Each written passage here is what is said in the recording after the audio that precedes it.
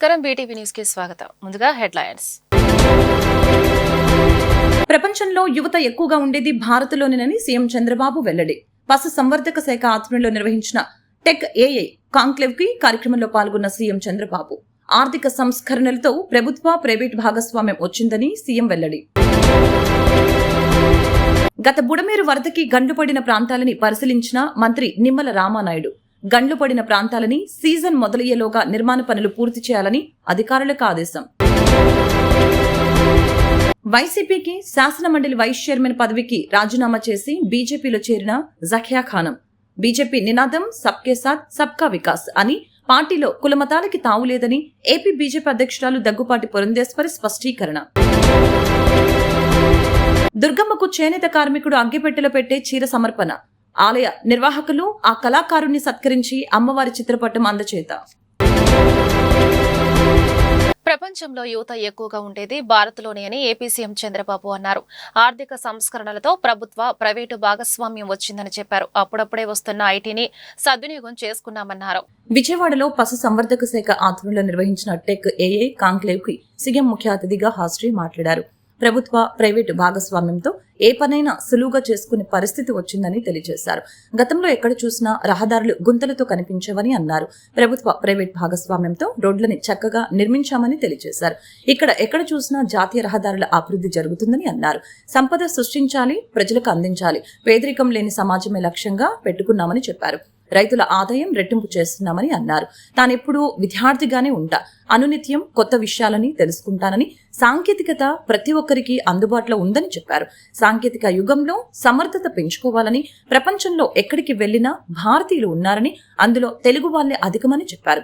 నా ఆలోచన ఒకటే, మనం బాగుంటేనే చాలదు, తిరిగి సమాజానికి ఇవ్వాలి అని చంద్రబాబు అన్నారు. శేఖర్ గారు ఈరోజు వివిధ రంగాలకు సంబంధించిన చాలా మంది వచ్చారు.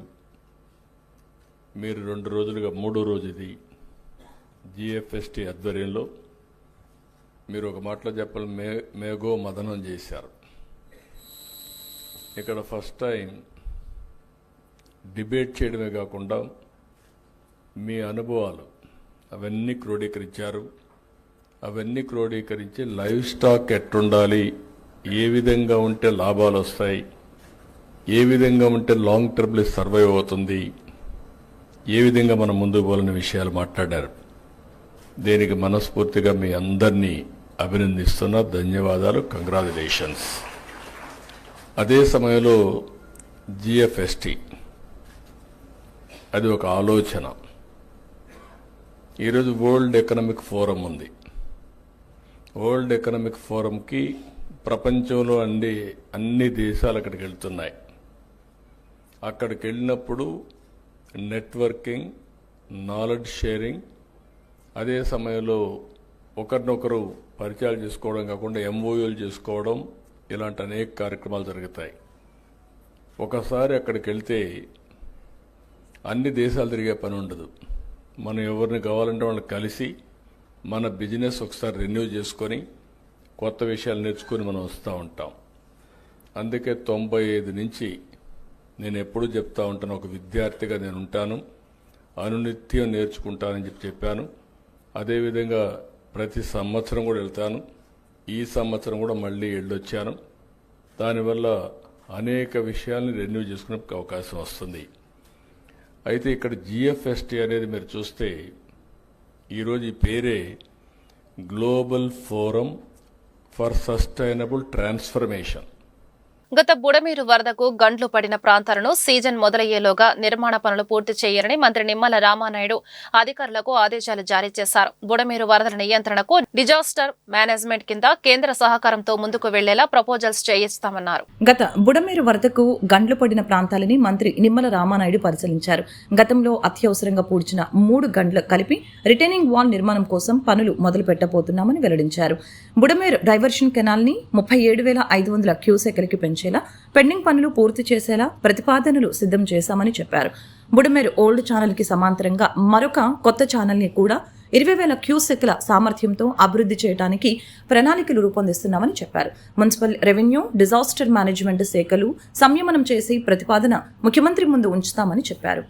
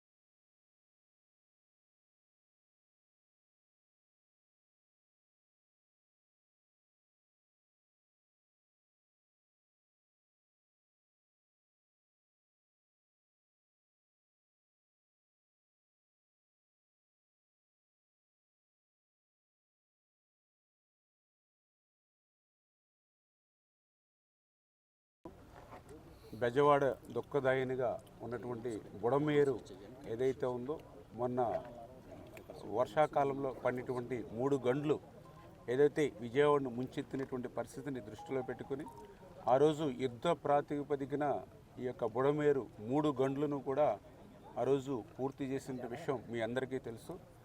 అయితే ఆ రోజు తాత్కాలికమైనటువంటి ప్రాతిపదికన యుద్ధ ప్రాతిపదికన విజయవాడ ముంపుని నుంచి రక్షించాలనేటువంటి ఉద్దేశంతో ఆ రోజు వర్షాల్లో ఆ రోజు చేసినటువంటి పనిని పర్మనెంట్గా, ఎందుకంటే ఏదైతే ఇప్పుడు 3 గళ్ళు ఏవైతే బుడమేరుకు పడ్డాయో మొన్నటి సంవత్సరమనే కాదు గతంలో కూడా ఎప్పుడు ఫ్లడ్ వచ్చినా కూడా ఇక్కడే గండ్లు పడుతూ ఉన్నాయి గతంలో కూడా.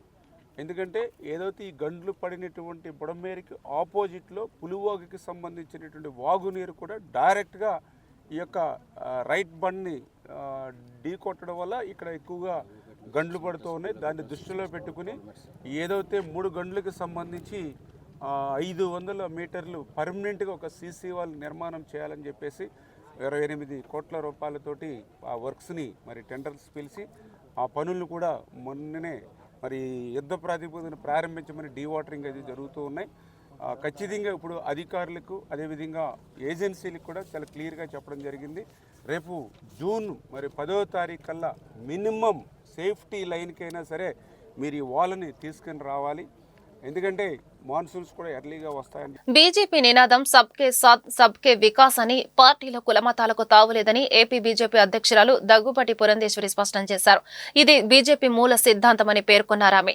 శాసన మండలి వైస్ చైర్పర్సన్ పదవికి రాజీనామా చేసి జకియా ఖానం బీజేపీలో చేరడం చాలా సంతోషంగా ఉందన్నారు. మైనార్టీలకు బీజేపీపై ఉన్న ప్రేమ, విశ్వాసం జకియా ఖానం చేరికతో మరోసారి రుజువైందన్నారు.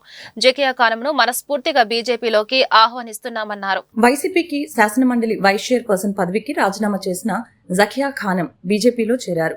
రాజీనామా అనంతరం ఆమె విజయవాడలోని బీజేపీ రాష్ట్ర కార్యాలయానికి వచ్చారు. ఈ సందర్భంగా పురంధేశ్వరి మాట్లాడారు.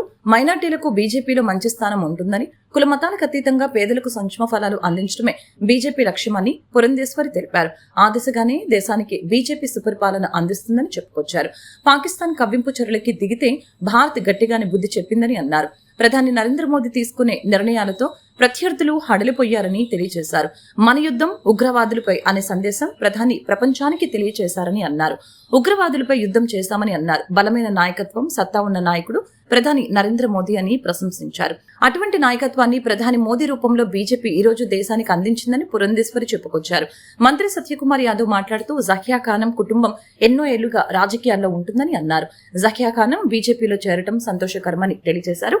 ముస్లిం మైనార్టీల నుంచి మంచి సందేశం ఇచ్చేందుకే పార్టీలో చేరినట్లు జకియా బేగం తెలిపారు. ఈ రోజు భారతీయ జనతా పార్టీలో నేను గౌరవప్రదంగా కలవడం జరిగింది. పార్టీలో ఆహ్వానించినందుకు మన రాష్ట్ర అధ్యక్షురాలు గౌరవనీయులు పురంధేశ్వరి మేడం గారికి, మన రాష్ట్ర మంత్రివర్యులు శ్రీ సత్యకుమార్ గారికి నేను మనస్ఫూర్తిగా ధన్యవాదాలు తెలుపుకుంటున్నాను. ముస్లిం మైనార్టీల విషయంలో, మహిళల విషయంలో, సాధికార విషయంలో, సంక్షేమ పథకాల విషయంలో అన్నింటిలో కూడా మైనార్టీలకు కూడా దగ్గరగా ఉండి వాళ్ళకు చేరేందుకు అన్ని విధాలుగా కృషి చేస్తూ ఒక దేశానికి తండ్రిలాగా మన గౌరవ ప్రధానమంత్రి గారు అందరికీ సమానంగా అన్ని కుల మతాలకు అతీతంగా సంక్షేమ పథకాలు ఇవ్వడమే కాక మైనార్టీ మహిళలకు కూడా పెద్దపీట రాజకీయాల్లో వేయాలని ఒక మంచి ఉద్దేశంతో ఆయన దేశాన్ని ముందుకు తీసుకువెళ్తున్నారు. అందుకోసము మైనార్టీలకు మంచి మెసేజ్ ఇవ్వాలి. మైనార్టీలు కూడా భారతీయ జనతా పార్టీలో ఉండాలి. ఉంటేనే మైనార్టీ సామాజిక వర్గానికి కూడా సమాజానికి మంచి మెసేజ్ ఉంటుంది అనే ఒక మంచి సంకల్పంతో నేను ఈరోజు భారతీయ జనతా పార్టీలో చేరడం జరిగింది. అందుకు నేను యుద్ధ సమయంలో కూడా మన కాశ్మీర్ తర్వాత మన భారతదేశానికి సంబంధించిన కాశ్మీర్ పెహల్గాంలో మరణించిన వాళ్ళ కుటుంబాలకు కూడా నేను ప్రగాఢ సానుభూతి తెలుసుకుంటూ మన గౌరవ ప్రధానమంత్రి గారు యుద్ధం విషయంలో అయితే పెద్ద మనసు చేసుకొని ఇరు వర్గాలు ఇరు దేశాలు కూడా హిందుస్థాన్ మన భారతదేశము తర్వాత పాకిస్తాను చర్చించుకొని ఆ యుద్ధం విషయంలో కూడా పెద్ద మనసుతో ఒక తండ్రిలాగా మన ప్రధానమంత్రి గారు వ్యవహరించారు. అందుకు కూడా అందరూ కూడా మైనార్టీలు ప్రధానమంత్రి ఇంద్రకీలాద్రి దేవస్థానం నందు కనకదుర్గమ్మకు చేనేత కార్మికుడు అగ్గిపెట్టెలో పట్టుచీరను సమర్పించారు. అగ్గిపెట్టెలో ఈవిడే పట్టుచీర తయారు చేసి అమ్మవారికి అందించడం జరిగిందని చేనేత కళాకారుడు నల్లా విజయ్ కుమార్ తెలియజేశారు. ఈ సందర్భంగా ఆలయ నిర్వాహకులు ఆ కళాకారుడిని సత్కరించి అమ్మవారి చిత్రపటాన్ని అందజేశారు. విజయవాడ కనకదుర్గమ్మకు చేనేత కళాకారుడు నల్ల విజయ్ కుమార్ అగ్గిపెట్టెలో ఇమిడే పట్టుచీర తయారు చేసి దుర్గమ్మకు సమర్పించాడు. తెలంగాణ రాష్ట్రం సిరిసిల్ల వాస్తవ్యుడైన చేనేత కళాకారుడు నల్ల విజయ్ కుమార్ వారి తండ్రి నల్ల పరందాములు వారసత్వానికి ఉనికి తెచ్చుకొని చేనేత కళారంగంలో ఆరితేరిన వాడు. రకరకాల చీరలు తయారు చేయగల నైపుణ్యం కలిగిన కళాకారుడు. ఈ చేనేత కుటుంబం ప్రతి 2 ఏళ్లకొకసారి వారి ఇంటి ఇలవేల్పు అయిన కనకదుర్గ అమ్మవారు ఆశీర్వచనం కోసం రావటం ఆనవాయితీ. ఈ సందర్భంగా అగ్గిపెట్టెలో ఇమిడే పట్టుచీర తయారు చేసి అమ్మవారికి అందించడం జరిగింది. చీర బరువు 100 గ్రాములు, దీని పొడవు 5.5 మీటర్లు మరియు వెడల్పు 48 ఇంచులు. దీనిని పూర్తిగా పట్టు దారాలతో మరియు గోల్డ్ జరీ వాడటం జరిగిందని, దీనిని తయారు చేయడానికి సమయం సుమారుగా 5 రోజులు పట్టిందని నల్ల విజయ్ కుమార్ తెలిపారు. ఈ సందర్భంగా ఆలయ కార్యనిర్వహణాధికారి వికే సీనా నాయక్ వీరిని అభినందించి అమ్మవారి ప్రసాదంలో అందజేశారు.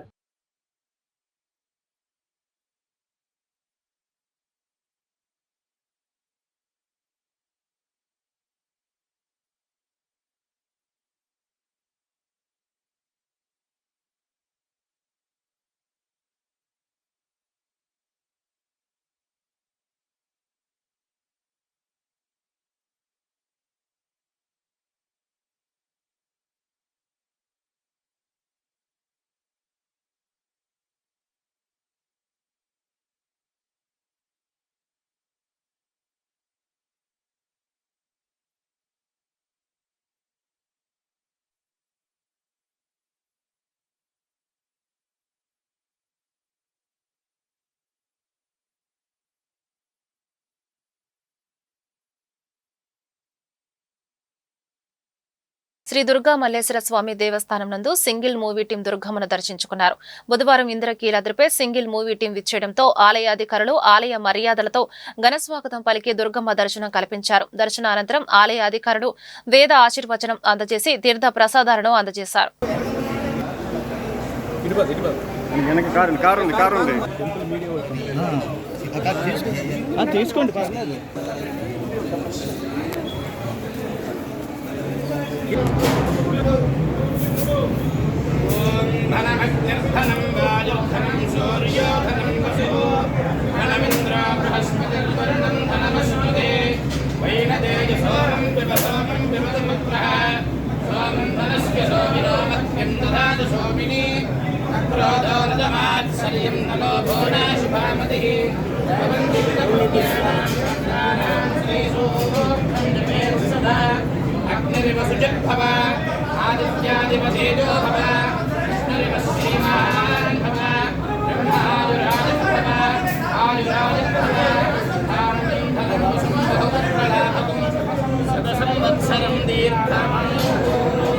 మేడం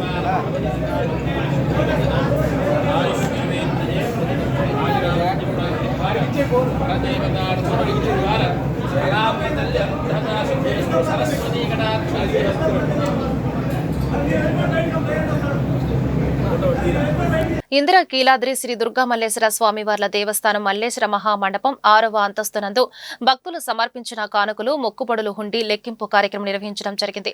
ఈ సందర్భంగా 23 రోజులకు 3,73,37,549 రూపాయలు, 420 గ్రాముల బంగారం, 7 కేజీల 20 గ్రాముల వెండి రూపంలో లభించాయి. ఆలయ కార్యనిర్వహణాధికారి డిప్యూటీ కలెక్టర్ వికే శ్రీ నానానాయక్ హుండీల లెక్కింపు కార్యక్రమం పర్యవేక్షించారు. హుండీ లెక్కింపులో దేవాదాయ శాఖ సిబ్బంది, 1 టౌన్ పోలీసులు, ఎస్పీఎఫ్ పోలీసులు పాల్గొన్నారు.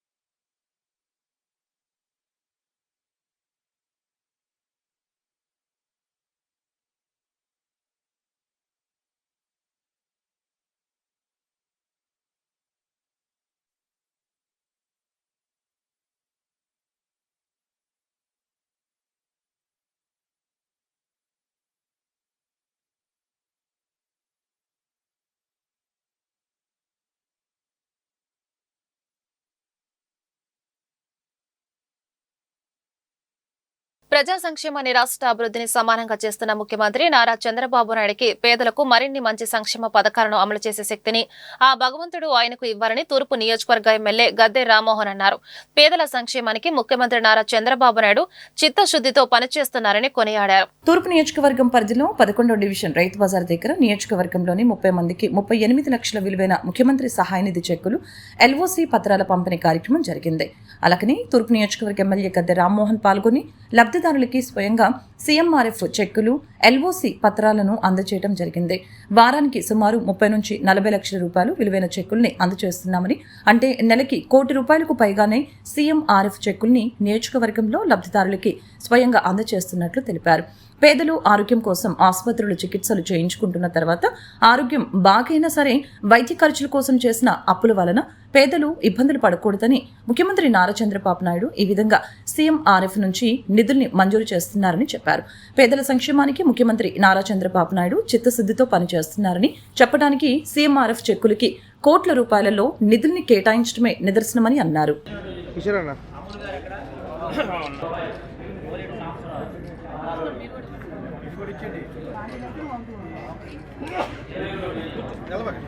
ముఖ్యమంత్రి సహాయ నిధి అనేది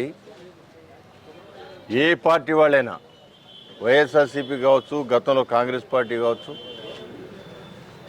మీరు మనసు పెట్టి ఆలోచన చేయాలి. ఇవాళ మన నియోజకవర్గంలోనే ప్రతి వారం కూడా క్రమం తప్పకుండా సుమారు 30 లక్షల రూపాయల రిలీఫ్ మన నియోజకవర్గ ప్రజలకు వారానికి ఇస్తూ ఉన్నారు. అంటే సుమారు నెలకి ₹1 కోటి పైన ఈ రిలీఫ్ కింద ఇస్తూ ఉన్నారు.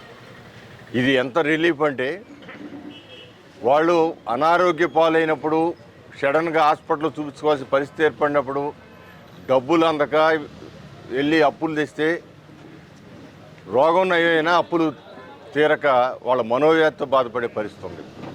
గత 5 సంవత్సరాల్లో జగన్మోహన్ రెడ్డి గారు పరిపాలించినప్పుడు వాళ్ళ 5 సంవత్సరాల మీద ఒక 10-15 వచ్చినాయేమో నాకు తెలిసినంత బట్టి.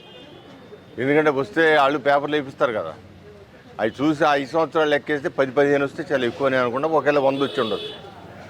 ఇవాళ వారానికి 100 వస్తున్నాయి, అంటే నెలకు 400 వస్తున్నాయి, అంటే సంవత్సరానికి 800 వస్తున్నాయి. ఒకసారి ఆలోచించి, అంటే చిత్తశుద్ధితో పేదవాడికి సహాయం చేయాలని ఆలోచన నారా చంద్రబాబు నాయుడు గారు అయితే విజయవాడ తూర్పు నియోజకవర్గం సంబంధించి 11వ డివిజన్లో సుమారుగా 30 మందికి 40 లక్షల రూపాయల చెక్కులు అందజేయడం జరిగింది. సీఎంఆర్ఎఫ్ వాళ్ళు వాళ్ళ ఆరోగ్యానికి హాస్పిటల్లో చూపించుకున్న ట్రీట్మెంట్కి అయిన ఖర్చుల్లో దాని బిల్స్ని రీఎంబర్స్ చేయడం జరిగింది. నిజంగా మాకు చాలా ధైర్యం వేస్తూ ఉంటుంది. పార్టీలో మేము సర్వీస్ చేస్తున్నందుకు, నిజం పేదలకి ఇంత సహాయం పడుతున్నందుకు మాకు నిజంగా చాలా సంతోషంగా ఉంది. అలాగే మేము గద్దె రామ్మోహన్ గారికి కూడా కృతజ్ఞతలు తెలుపుకుంటున్నాం. విజయవాడ నగరాన్ని గుంతలు లేని నగరంగా ఉంచాలని విజయవాడ నగరపాలక సంస్థ కమిషనర్ ధ్యానచంద్ర అధికారులకు ఆదేశాలు జారీ చేశారు. నగరంలో పారిశుద్ధ్య నిర్వహణలో ఎటువంటి లోపం లేకుండా చూసుకోవాలని, ఎప్పటికప్పుడు రోడ్లపై ఉన్న వ్యర్థాలను తీసివేయాలని అధికారులకు సూచించారు. బుధవారం ఉదయం తన పర్యటనలో భాగంగా మిల్క్ కాలనీ, క్రాంబే రోడ్డు, సింగ్ నగర్ పరిసర ప్రాంతాలన్నీ క్షేత్రస్థాయిలో కమిషనర్ ధ్యానచంద్ర పరిశీలించారు. ఈ సందర్భంగా కమిషనర్ మాట్లాడుతూ నగరంలో రోడ్డుపైన గుంతల్ని ఎప్పటికప్పుడు సచివాలయం సిబ్బంది తమ సచివాలయం పరిధిలో పరిశీలించి చర్యలు తీసుకుంటూ రోడ్లపైన ఎటువంటి గుంతలు లేకుండా చూసుకోవాలని తెలియజేశారు. సింగ్ నగర్ ఫైర్ స్టేషన్ వద్ద ఉన్న పార్కులో ప్రవేశ ద్వారంను ఏర్పరిచి ఆహ్లాదకరమైన వాతావరణాన్ని ప్రజలకు అందించే విధంగా పార్కులోని మొక్కలు ఉండేలా చర్యలు తీసుకోవాలని డిప్యూటీ డైరెక్టర్ హార్టికల్చర్ రామ్మోహన్ ని ఆదేశించారు. నగరంలోని పారిశుద్ధ్య నిర్వహణలో ఎటువంటి లోపం లేకుండా చూసుకోవాలని, ఎప్పటికప్పుడు రోడ్లపై ఉన్న వ్యర్థాలను తీసివేయాలని, గార్బేజ్ పాయింట్లపై శ్రద్ధ వహించాలని అన్నారు. విద్యారంగంలో సముచిత మార్పులు, ఉపాధ్యాయులకు రావాల్సిన ఆర్థిక బకాయిలు ప్రధాన డిమాండ్లుగా ధర్నా తలపెట్టామని ఆంధ్రప్రదేశ్ టీచర్స్ ఫెడరేషన్ ప్రధాన కార్యదర్శి భానుమూర్తి స్పష్టం చేశారు. గత ప్రభుత్వం అవలంబించిన విధానాలనే కూటమి ప్రభుత్వం కూడా అవలంబిస్తోందని ఆరోపించారు. ఆంధ్రప్రదేశ్ టీచర్స్ ఫెడరేషన్ ఆధ్వర్యంలో బుధవారం ధర్నా చౌక్లో ధర్నా జరిగింది. ఈ సందర్భంగా ఫెడరేషన్ ప్రధాన కార్యదర్శి భానుమూర్తి మాట్లాడారు. గత వైసీపీ ప్రభుత్వం అనుసరించిన ప్రజా వ్యతిరేక విధానాలని ఈ ప్రభుత్వం కూడా అనుసరిస్తుందని చెప్పారు. 117వ జీవోని రద్దు చేస్తామని చెప్పి ఇంతవరకు అమలు చేయలేదని అన్నారు. గత ప్రభుత్వం తెలుగు మాధ్యమాన్ని పూర్తిగా రద్దు చేసిందని, ఆ విధానాన్ని ఈ ప్రభుత్వం కూడా కొనసాగిస్తుందని చెప్పారు. సిపిఎస్ రద్దు చేస్తామని ఇంతవరకు చేయలేదని అన్నారు. ప్రభుత్వం తన విధానాలని మార్చుకోకపోతే ఉద్యమాన్ని మరింత ఉధృతం చేస్తామని హెచ్చరించారు. 3వ ర్యాంక్ స్కూల్కు 11, 4వ ర్యాంకు 12,000, 5 స్టార్ వస్తే 15,000 అంటే వాళ్ళు మాకు చాలా మంది చెప్పి రాష్ట్ర విద్యా వ్యవస్థలో జరగాల్సిన మార్పుల గురించి డిమాండ్ల పైన విద్యా వ్యవస్థని బలోపేతం చేసే దిశగా కొన్ని సూచనలు చేస్తూ అలాగే ఉద్యోగులకు సంబంధించిన పిఆర్సీ కమిటీని అపాయింట్ చేయాలని ఇంటరిమ్ రిలీఫ్ని రిలీజ్ చేయాలని అలాగే డిఏలను మంజూరు చేయాలని దీని మీద ఏదైతే ఏపీటీఎఫ్ రాష్ట్ర నాయకత్వం పిలుపు మేరకు జరుగుతున్న ధర్నా కార్యక్రమానికి ఏపీ ఎన్జిఓస్ అసోసియేషన్ మరియు ఏపీజేఏసీ మా సాలిడారిటీని ఎక్స్టెండ్ చేస్తున్నాం. ఈ సందర్భంగా ప్రభుత్వానికి కూడా తెలియజేస్తున్నాం, ఏ అయితే పిఆర్సీ కమిటీ 2023 జూన్లో పిఆర్సీ ఇంప్లిమెంట్ చేయవలసి ఉంది, మరి 2025 మే వచ్చినా కూడా ఇంతవరకు పిఆర్సీ కమిటీని అపాయింట్ చేయని పరిస్థితి ఉంది.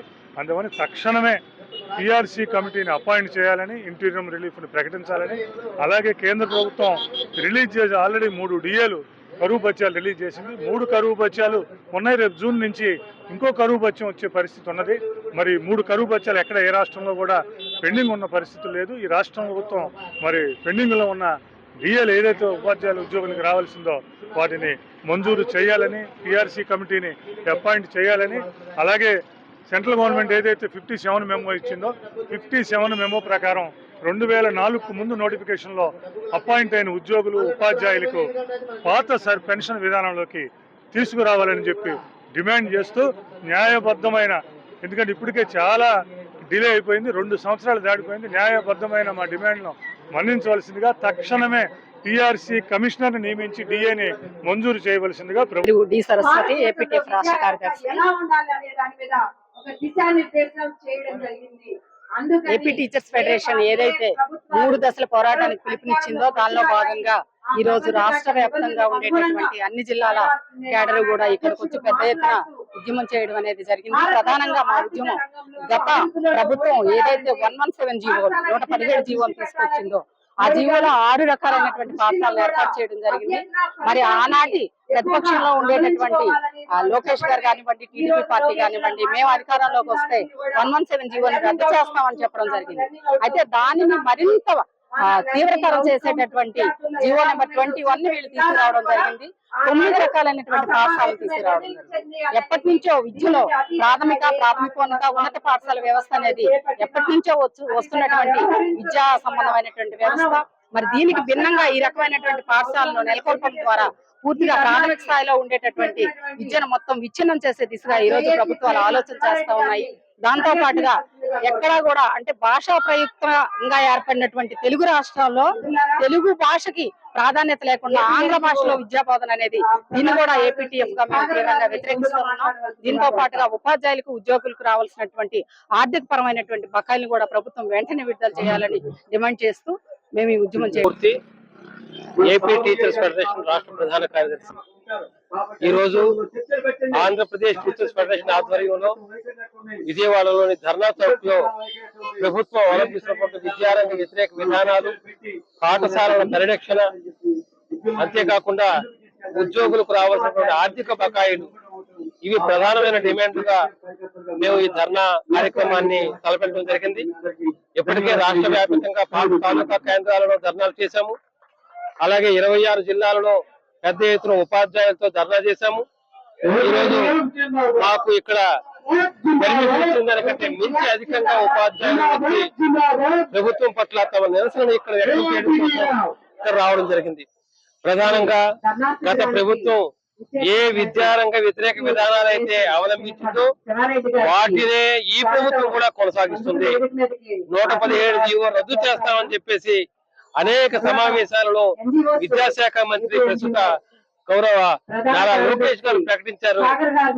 అయినా ఇప్పటి వరకు కూడా అది రద్దు చేసినప్పటికీ కూడా రూపం మారిన సారం మారలేదు అన్నది చందంగా ఈరోజు అదే విధానాలను కొనసాగిస్తున్నారు. గత ప్రభుత్వం 3-4-5 తరగతులు విలీనం చేస్తే ఈ ప్రభుత్వం ఆ రెండింటికి కలిపి 1-2 తరగతులు కూడా హై స్కూల్లో విలీనం చేయడం అనేది చాలా తీవ్రమైనటువంటి నేరంగా మేము భావిస్తున్నాం. అంతేకాకుండా గత ప్రభుత్వం తెలుగు మాధ్యమాన్ని పూర్తిగా రద్దు చేస్తే ఈ ప్రభుత్వం కూడా అదే విధానాన్ని కొనసాగిస్తుంది. మరి ఆ ప్రభుత్వానికి ఈ ప్రభుత్వానికి ఎక్కడా తేడా లేదు. అంతేకాదు ఈరోజు సిపిఎస్ రద్దు అనేది అత్యంత ఆవశ్యకమైనటువంటి అంశము. దానిని ఏపీ టీచర్స్ ఫెడరేషన్ మరోసారి చేతికర్ర ఇచ్చి మూతిపొళ్ళు రాల కొట్టించుకున్న చందంగా చంద్రబాబు పాలన సాగిస్తున్నారని వాయిస్ ఫర్ చేంజ్ సంస్థ నిర్వాహకులు అల్లు వెంకటేశ్వర్లు విమర్శించారు. ఎన్నికల ముందు ఎన్నో హామీలు ఇచ్చి ఒక్క హామీ కూడా నెరవేర్చకుండా ప్రజలను మోసం చేస్తున్నారని ఆరోపించారు. వాయిస్ ఫర్ చేంజ్ సంస్థ ఆధ్వర్యంలో గాంధీనగర్ ప్రెస్ క్లబ్ నందు విలేకరుల సమావేశం జరిగింది. ఈ సందర్భంగా సంస్థ నిర్వాహకులు అల్లు వెంకటేశ్వర్లు మాట్లాడారు. కూటమి పాలనలో రాష్ట్రం అభివృద్ధిలో ఒక అడుగు ముందుకి 4 అడుగులు వెనక్కి అన్న విధంగా ఉందని చెప్పారు. కనీసం రాష్ట్రంలో అందరికీ మంచినీరు అందలేని పరిస్థితిలో ప్రభుత్వం ఉందని చెప్పారు. పిల్లల పోషకాహార లోపంతో ఎదుగుదల కోల్పోతున్న ప్రభుత్వం పట్టించుకోవటం లేదని అన్నారు. పని చేయాల్సిన ఎగ్జిక్యూటివ్ అధికారులు పనిచేయడం లేదని, పని కోసం వెళితే ప్రజా ప్రతినిధుల నుంచి సిఫార్సు లెటర్లు అడుగుతున్నారని చెప్పారు. ప్రభుత్వం పారదర్శకంగా ప్రజల అవసరాలకు అనుగుణంగా పనిచేయాల్సిన అవసరం ఉందని, అటువంటి పరిపాలనకి సుదూరమైన పాలన కూటమి ప్రభుత్వం చేస్తుందని ఆరోపణలు చేశారు. కనీసం త్రాగునీరుకు నోచుకోలేకపోతే ఇక ప్రభుత్వం ఉన్నట్లా, అది చెప్పుకోవడానికే సిగ్గుచేటు అని చెప్పి అడిగితే పరిశీలిస్తానన్నాడు. ఎంతవరకు చేయలా. అంటే ఆయన ఉద్దేశం ఏంది? 6 కోట్ల మందిలో ఆఫ్టర్ ఆల్ నువ్వు ఒక్కడు అని చెప్పేసి. అది తప్పు. ఎందుకు అంటే ఇక్కడ ఎంతమంది అడిగారు అనే మెజారిటీ ఫార్ములా అది రాజ్యాంగ పరంగా ఒక ప్రభుత్వాన్ని ఏర్పాటు చేయడానికి వర్తిస్తుంది. కానీ ప్రజల అవసరాలని, సమస్యలని వెలుగులోకి తేవటానికి ఎన్నో కోట్ల మంది, మెజారిటీ మంది అవసరంలా. ఒక్కడైనా చాలు. ఆ సమస్య దానిలో జెన్యూనిటీ ఎంత, అది చేయదగిందా లేదా, ప్రభుత్వానికి సామర్థ్యం ఉందా లేదా, ఆ విధంగా ఆలోచించాలే తప్ప ప్రతిదానికి మెజారిటీ ఫార్ములా కరెక్ట్ కాదు. ఓకే. వార్తలు ముగించే ముందు హెడ్లైన్స్ మరొకసారి. ప్రపంచంలో యువత ఎక్కువగా ఉండేది భారత్లోనేనని సీఎం చంద్రబాబు వెల్లడి. పశు సంవర్ధక శాఖ ఆధ్వర్యంలో నిర్వహించిన టెక్ ఏఐ కాంక్లేవ్ కి కార్యక్రమంలో పాల్గొన్న సీఎం చంద్రబాబు ఆర్థిక సంస్కరణలతో ప్రభుత్వ ప్రైవేట్ భాగస్వామ్యం వచ్చిందని సీఎం వెల్లడి. గత బుడమేరు వరదకి గండ్లు పడిన ప్రాంతాలని పరిశీలించిన మంత్రి నిమ్మల రామానాయుడు గండ్లు పడిన ప్రాంతాలని సీజన్ మొదలయ్యేలోగా నిర్మాణ పనులు పూర్తి చేయాలని అధికారులకు ఆదేశం. వైసీపీకి శాసనమండలి వైస్ చైర్మన్ పదవికి రాజీనామా చేసి బీజేపీలో చేరిన జకియా ఖానం. బీజేపీ నినాదం సబ్కే సాత్ సబ్కా వికాస్ అని, పార్టీలో కులమతాలకి తావులేదని ఏపీ బీజేపీ అధ్యక్షురాలు దగ్గుపాటి పురంధేశ్వరి స్పష్టీకరణ. దుర్గమ్మకు చేనేత కార్మికుడు అగ్గిపెట్టెలో పెట్టే చీర సమర్పణ. ఆలయ నిర్వాహకులు ఆ కళాకారుణ్ణి సత్కరించి అమ్మవారి చిత్రపటం అందచేత. ఈ వార్తలు ఇంతటితో సమాప్తం. నమస్కారం.